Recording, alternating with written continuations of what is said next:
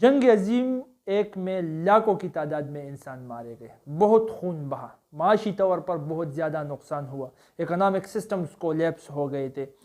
اس طرح سے پھر اتنی بڑی جنگ نہ ہو جائے، اتنے بڑے نقصانات کا سامنا دنیا کو نہ کرنا پڑے، اس جنگ عظیم کو روکنے کے لیے ایک تنظیم بنا دی گئی، اور اس تنظیم کا نام ہے لیگ آف نیشنز۔ یہ جنگ عظیم پہلی جنگ عظیم ورلڈ وار 1 کے بعد بنائی گئی تھی، اور ظاہر سی بات ہے، آپ کو پتہ ہے اگر آپ تھوڑی سی بھی تاریخ پڑھتے ہو کہ یہ آرگنائزیشن، یہ تنظیم لیگ آف نیشنز مکمل طور پر فیل ہو چکی تھی۔ کیوں؟ کیونکہ ہم کو پتہ ہے ورلڈ وار 2 ہوا تھا، جنگ عظیم 2 ہوئی تھی۔ اس کو آج سمجھ لیتے ہیں کہ لیگ آف نیشنز کس نے بنایا، کس طرح سے بنا، اور کون سے ایسے وجوہات تھے۔ ان وجوہات کو باریکی سے سمجھیں گے، اس سے بہت کچھ سیکھنے کو ملے گا کہ لیگ آف نیشنز فیل کیوں ہو گئی۔ دیکھو، سب سے پہلے یہ ہم کو پتا ہے، اس سے پہلے ورلڈ وار 1 کو کمپلیٹ ہم کور کر چکے ہیں کہ 1914 میں وہ ورلڈ وار سٹارٹ ہوا تھا، 11 نومبر 1918 کو بالکل ختم ہو گیا تھا۔ تو اس کے بعد امریکہ کا جو پریزیڈنٹ تھا ووڈرو ولسن، یہ ووڈرو ولسن اصل میں یہی وہ پریزیڈنٹ تھا۔ ورلڈ وار 1 کے لیکچر میں ہم یہ بات کور کر چکے ہیں کہ یونائٹڈ اسٹیٹس کو الائڈ پاورز میں شامل کرنے والا بندہ تھا، وہ تھا ووڈرو ولسن۔ 14 پوائنٹس پر مشتمل نکات اس نے بنائے، 14 پوائنٹس، اور ان 14 پوائنٹس میں اس نے یہ ظاہر کیا کہ ہم دنیا کا امن چاہتے ہیں، ہم دنیا کو جنگ سے بچانا چاہتے ہیں، ہم لوگوں کو اس کے حقوق دلانا چاہتے ہیں۔ مکمل 14 پوائنٹس ہے، آپ دیکھ سکتے ہو۔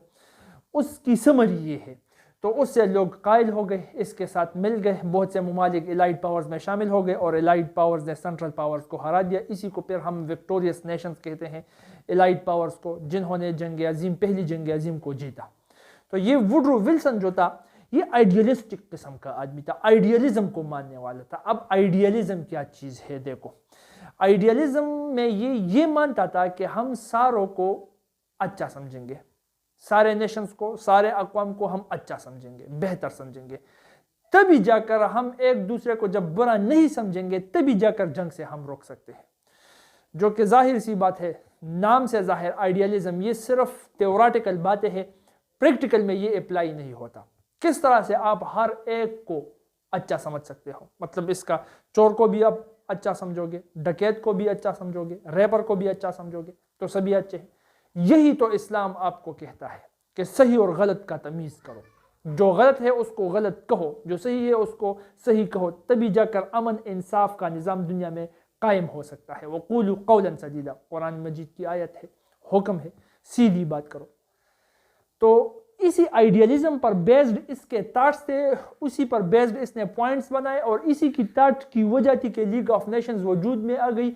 تو یہ آئیڈیلسٹک ٹائپ کا آدمی تھا، اس لیے لیگ آف نیشنز بھی کوئی آئیڈیلسٹک قسم کی تنظیم تھی، ریئل پریکٹیکل ورلڈ میں یہ چل نہیں سکتی تھی، اس لیے تو فیل ہو گئی تھی۔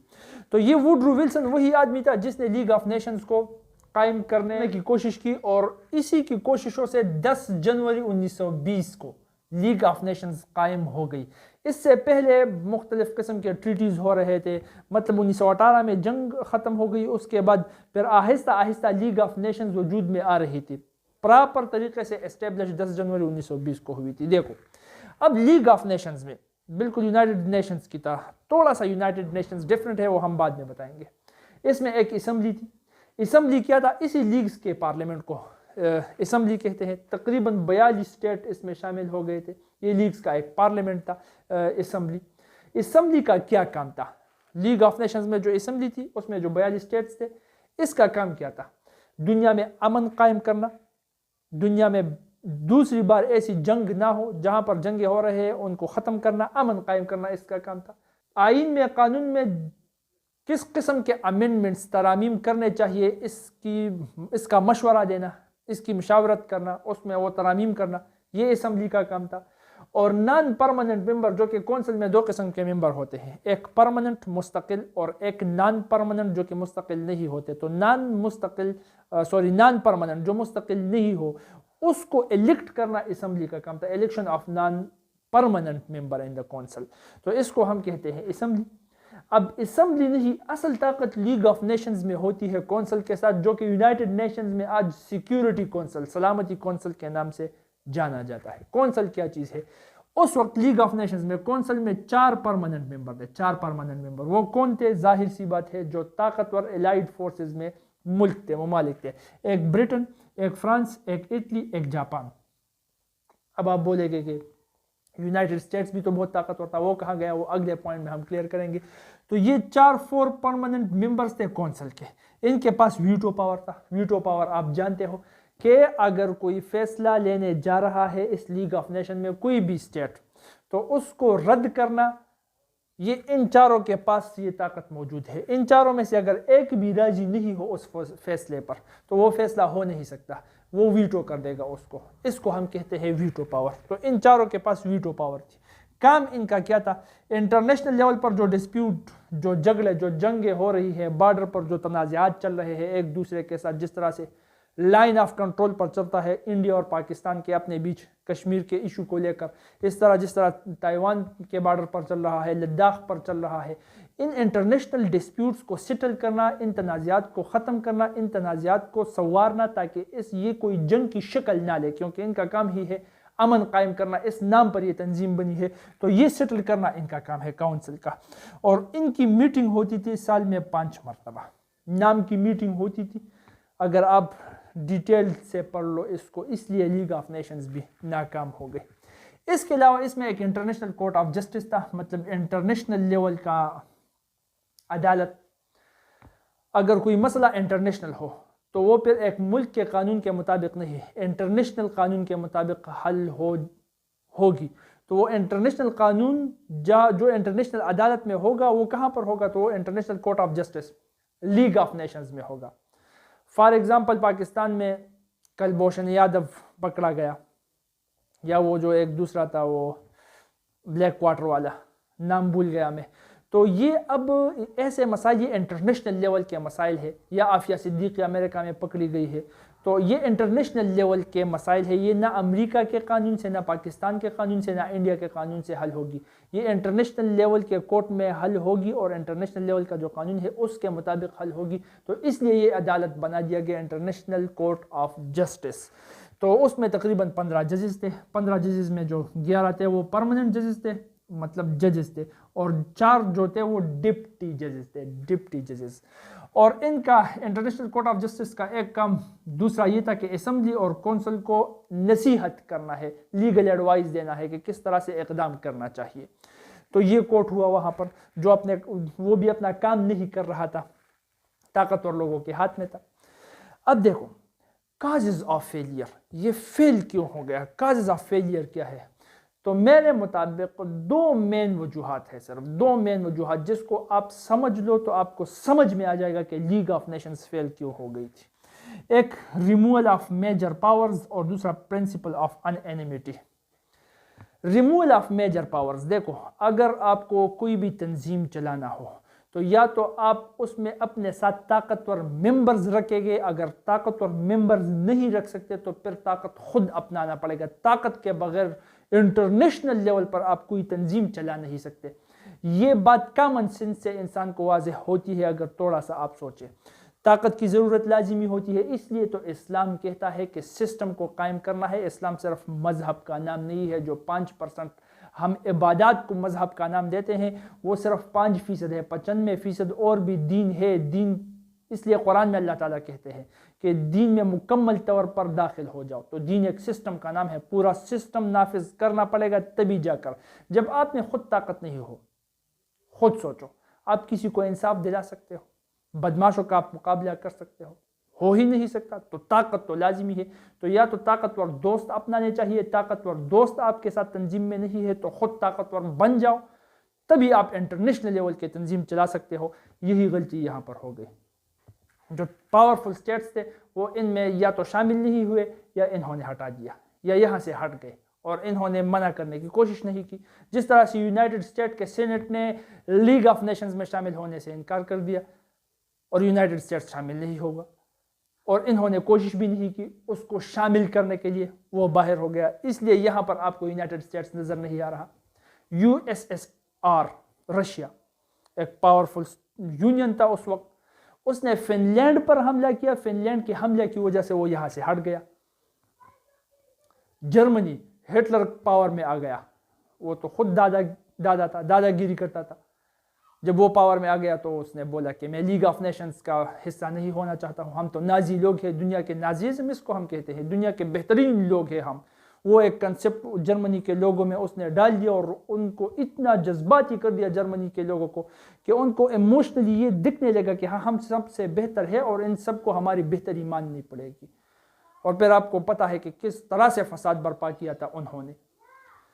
तो हिटलर ने चाहा कि मैं लीग ऑफ नेशंस में नहीं शामिल होऊंगा, तो हट गया। इन्होंने भी कोशिश नहीं की, ना टेबल टॉक हुआ ना कुछ हुआ, जर्मनी भी चला गया।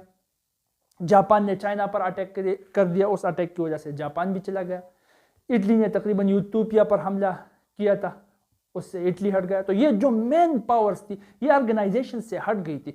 तो जो खस व खशाक था, जो हवा के रुख पर हवा के साथ चलने वाले ममालिक थे, ताकतवर नहीं थे, वो रह गए थे। तो बगैर ताकत के ममालिक इतने इंटरनेशनल लेवल की तंजीम को चला नहीं सकते, फेल हो गए। सिंपल सी बात है, सिस्टम ताकत के बिना पर तो नहीं चलता। इसलिए इस्लाम सिर्फ आइडियालॉजी नहीं, तलवार पर भी तरगीब देता है कि जंग को पसंद मत करो, लेकिन अगर जंग में उतरना पड़े बदमाशों के खिलाफ तो फिर वो अरबी के अल्फाज में भूल गया कि गर्दनों पर फोकस करो। बदमाश के साथ आप लड़ोगे ही तलवार से, तभी जाकर सिस्टम नाफिज होगा। यहाँ पर जो ताकतवर है उसको अगर आप टेबल टॉक के थ्रू उसको समझा सकते हो तो ठीक है, अगर वो ना समझे तो फिर आपके साथ दो रास्ते हैं, या तो उसके गलतियों को इग्नोर करो, जो वो खून बहा रहा है, जो नाइंसाफिया कर रहा है, करने दो, आंखें बंद करो कबूतर की तरह, तो वो तो मुसलमान एक मोमिन की शान नहीं है। और या उसके खिलाफ खड़े हो जाओ, तो खिलाफ खड़ा होना बेहतर है, यही इस्लाम कहता है। और इंसानों को उसके हुकूक दिलाओ, इंसाफ कायम करो, इंसाफ का सिस्टम कायम करो। तो ताकत उसके लिए ज़रूरी है, वही ताकत यहाँ से हट गया, लीग ऑफ नेशंस फेल हो गया। प्रिंसिपल ऑफ अनएनिमिटी, प्रिंसिपल ऑफ अनएनिमिटी क्या कहता है देखो, ये उसूल था उन्होंने बनाया था, और इसके मुताबिक कि यहाँ पर जो भी स्टेट्स है तमाम के साथ इक्वल राइट्स है। अब आपको लगेगा कि ये इक्वल राइट्स देना तो बेहतर बात है, ये बात तो इस्लाम भी करता है मसावात का, लेकिन आप नहीं समझे। इक्विलिटी और इक्विटी में फ़र्क होता है, इसको समझना पड़ेगा, तभी जाकर आप मसावात के कंसेप्ट को भी समझ सकते हो। एक ख़ानदान का एक ही सरबराह होना चाहिए। अगर एक ख़ानदान का एक सरबराह नहीं, उस ख़ानदान में सारे ही सरबराह हो, तो वो ख़ानदान नहीं रह सकता। याद रखना, कुछ पावर्स ऐसे होने चाहिए जो एक सरबराह के पास हो और दूसरे के पास नहीं हो, तभी जाकर यूनियन वजूद में आ सकता है। मुतहिदा तौर पर एक तंजीम, एक ख़ानदान, एक घर, एक मुल्क चल सकता है। खुद सोचो आप, इस्लाम मसावात की बातें करता है, लेकिन इस्लाम ये कभी भी नहीं कहता है कि एक मर्द के पास जो हुकूक है वही औरत के पास है, और जो औरत के पास है वही मर्द के पास है, जिसको हम इक्विटी नहीं कहते, इक्विलिटी। तो ये तो ख़ानदानी सिस्टम बिल्कुल कोलैप्स हो जाएगा। इन फेमिनिस्ट्स की वजह से कोलैप्स नहीं क्या हो रहा, आपको दिख नहीं रहा। ये फेमिनिस्ट जो कहते हैं फेमिनिज्म चिल्ला रहे हैं, गला पाड़ कर चिल्ला रहे हैं, ये बिल्कुल थ्योरेटिकल बातें हैं, प्रैक्टिकल लाइफ में ये अप्लाई नहीं होती। अप्लाई करके देखो, आपको लग पता जाएगा।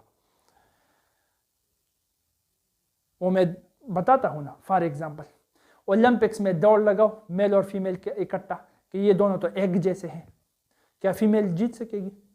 बॉक्सिंग के रिंग में उतरवाओ मेल के साथ फीमेल, रेसलिंग के रिंग में उतरवाओ मेल के साथ फीमेल, हो ही नहीं सकते। ये प्रैक्टिकली पॉसिबल ही नहीं है। बायोलॉजिकली 1 सेंटीमीटर क्यूब ब्लड में मेल का 5.5 रेड ब्लड सेल्स होता है, फीमेल का 4.5 होता है। क्या अब ये कम करोगे या वो ऊपर ले आओगे? इक्विलिटी के लिए, उनको बराबर करने के लिए कि एक्सेलरेटिव मेटाबॉलिज्म एक जैसे हो और ये एक जैसे दिखे, ये नेचर के खिलाफ बातें हैं, ये हो ही नहीं सकता। ये फेमिनिस्ट जो कहते हैं ये थ्योरेटिकल बातें हैं, ये अपने इमोशन से बहुत ज़्यादा मुतासर है, लाचार है, ये क्रिटिकल थिंकिंग, ये रैशनल थिंकिंग नहीं कर सकते। तो वो प्रैक्टिकल बातें, प्रैक्टिकल लाइफ में वो इन्वॉल्व ही नहीं है, वो थ्योरेटिकल बातें कर रहे हैं। तो इसलिए मसावत इसको कहते हैं, इंसाफ इसको कहते हैं, इक्विटी इसको कहते हैं कि हर एक इंसान को, हर एक जीरो को उसका हक मिले, बस उसके जो हुकूक हो उस लेवल के हुकूक उसको मिले।